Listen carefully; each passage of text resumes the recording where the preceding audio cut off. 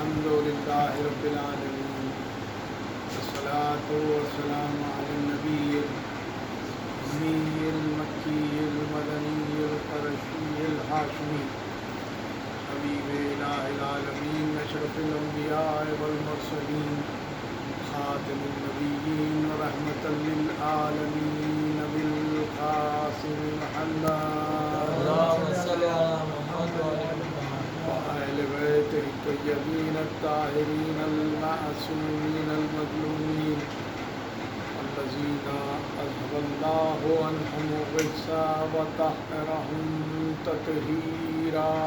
اللهم صل على محمد وعلى محمد ولعنة الله على أعدائهم أجمعين من يومنا هذا إلى يوم الدين. أما بعد فقد قال الله تبارك وتعالى في القرآن المجيد والفرقان الحميد وقوله الحق. بسم الله الرحمن الرحيم.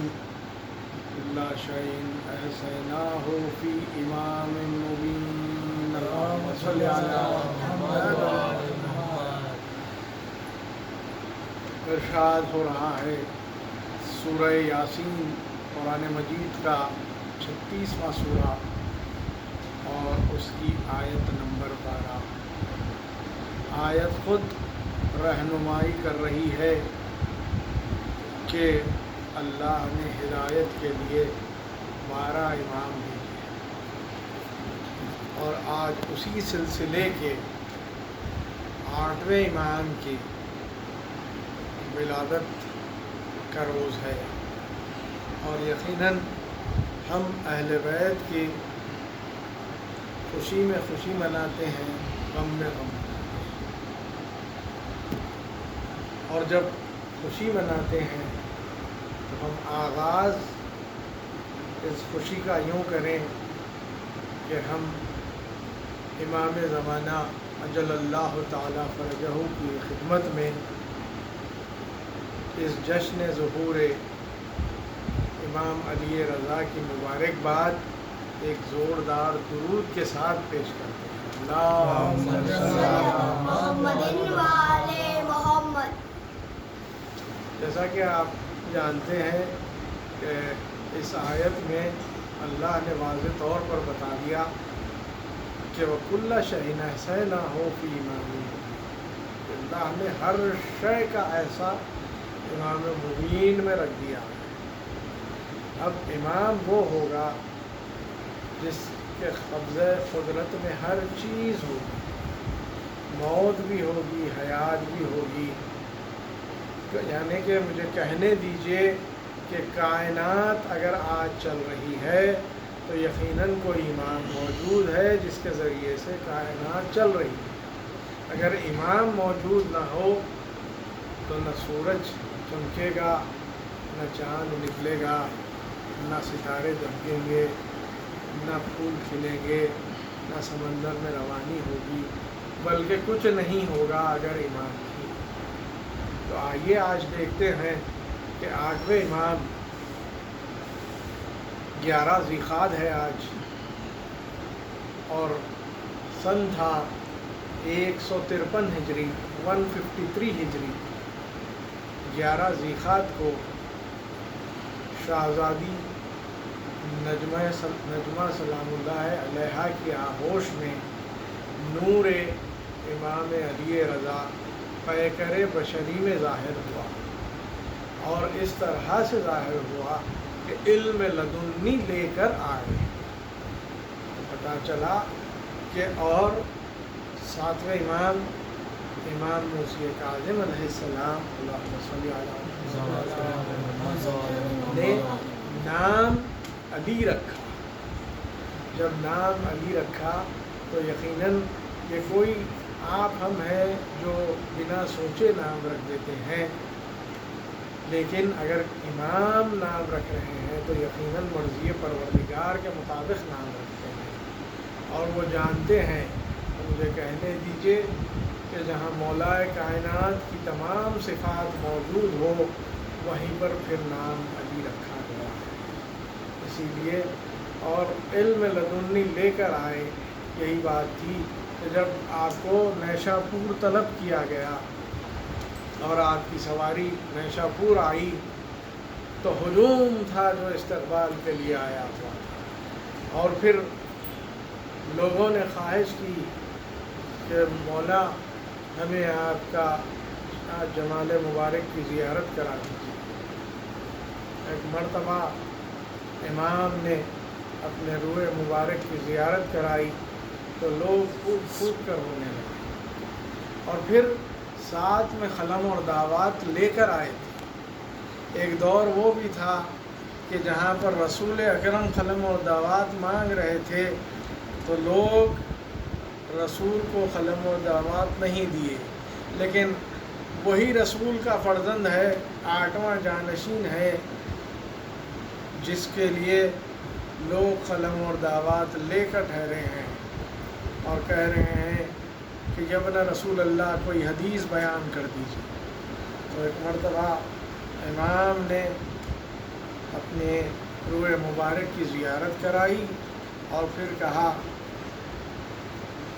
لا الہ الا اللہ حسنی من دخل حسنی آمن من عذابی، یہ کہہ کر آپ نے پردہ چھوڑ دیا۔ ایک مرتبہ لوگوں نے لکھ لیا، لیکن اگر امام یہاں پر خاموش ہو جاتے تو آج کا وہابی یہی کہتا کہ دیکھو صرف اللہ اللہ کرو، لیکن امام علی رضا علیہ السلام نے فوری پردے کو ہٹایا اور پھر ایک مرتبہ پھر ارشاد فرمایا ولیکن شرطہا و شروطہا وَأَنَا مِن شُرُوطِهَا، یہ کہہ کر بتا دیا کہ دیکھو لا الہ الا اللہ سے کافی نہیں ہے، وشرطہا سے مراد رسول اکرم حضرت محمد مصطفیٰ صلی اللہ علیہ وسلم، اور شروطہا سے مراد 12 ائمہ ہیں۔ یہ کہہ کر بتا دیا تو پتہ چلا کہ جہاں لا الہ الا اللہ محمد رسول اللہ علی ولی اللہ ہوگا وہیں پر دین بھی مکمل ہوگا اور تمام شرائط بھی پورے ہوں گے۔ امام نے بتایا، اور امام نے یہ کہہ کے بتایا کہ حدیث کا سلسلہ بتایا ہے، امام نے تمام معصومین کا سلسلہ بتایا ہے۔ جہاں امام سے حدیث ملتی ہے وہاں معصومین کا سلسلہ ہوتا ہے، اور یہی بات تھی کہ امام چونکہ رسول نے ارشاد فرمایا اولنا محمد، اوسطنا محمد، آخرنا محمد وکلنا محمد،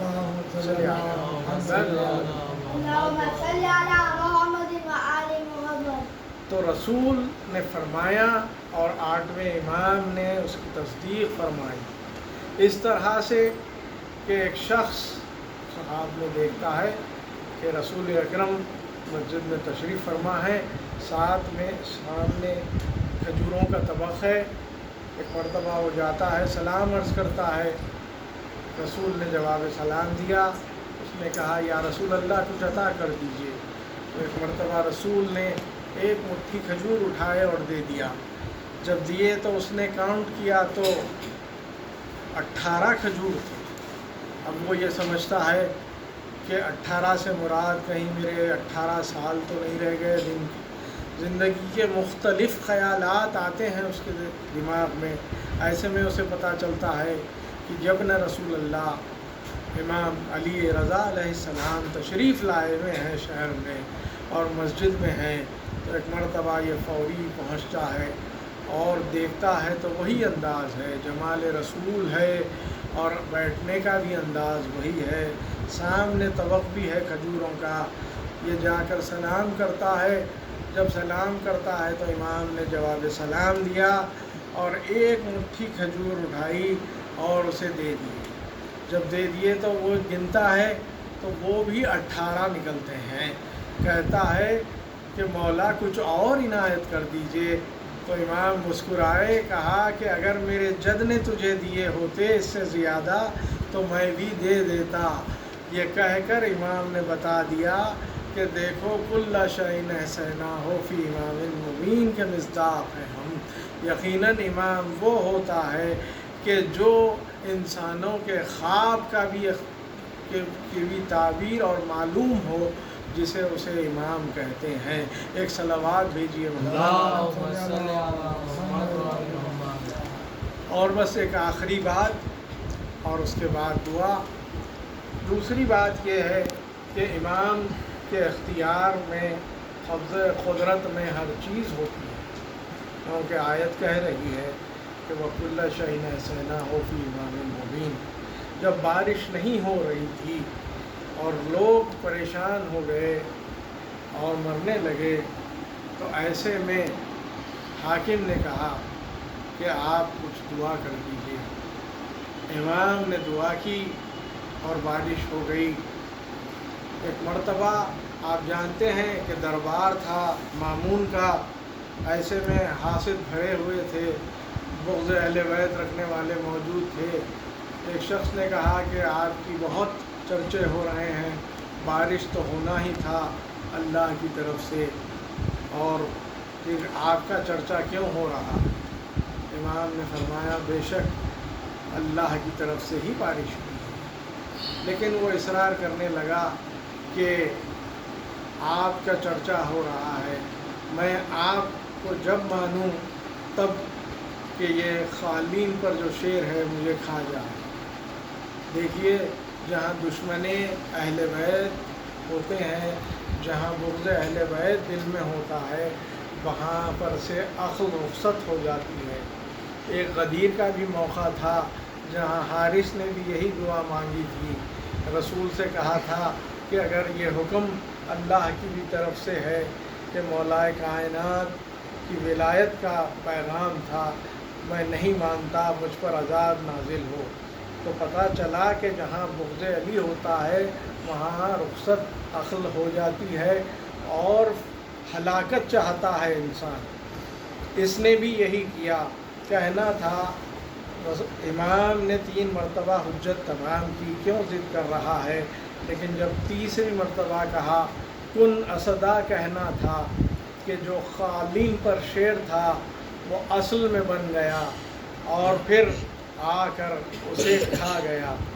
میں نے پڑھ دیا، آپ نے سن لیا، لیکن غور کیا آپ نے کہ ایک جانور کو خلق کیا تھا. جانور کو ایسے خلق کیا کہ شعور کے ساتھ خلق کیا. جانور کسی کو بھی کسی پر بھی حملہ کر سکتا تھا، لیکن جس شیر کو خلق کیا وہ شیر اسی کو نوالا بنایا. تو مجھے کہنے دیجئے امام کو اللہ نے وہ اختیار دیا ہے کہ خلق کرنے کا بھی اختیار دیا ہے، اسے رزق پہنچانے کا بھی اختیار دیا ہے. تو یہی بات ہے کہ آج بھی ہم یہی بات ہے کہ امام کے توسل سے اگر دعا مانگتے ہیں تو یقیناً دعائیں قبول بھی ہوتی ہیں اور مشکلیں آسان بھی ہوتی ہیں. ایک صلوات محمد اور امام کو امام ضامن بھی کہتے ہیں. آپ جانتے ہیں کہ امام کے نام سے جو امام ضامن باندھتے ہیں ہم امام کے حفظ و امان میں دے دیتے ہیں. تو آج کا دور بڑا پرآشوب دور چل رہا ہے، کرونا کا دور چل رہا ہے، ہر طرف لوگ پریشان ہیں. میں یہی دعا کرتا ہوں کہ یا امام ضامن، یا امام رضا، بس آپ کی ضمانت میں ہیں. سارے کے سارے اہل بیت کے چاہنے والے آپ کی ضمانت میں ہیں.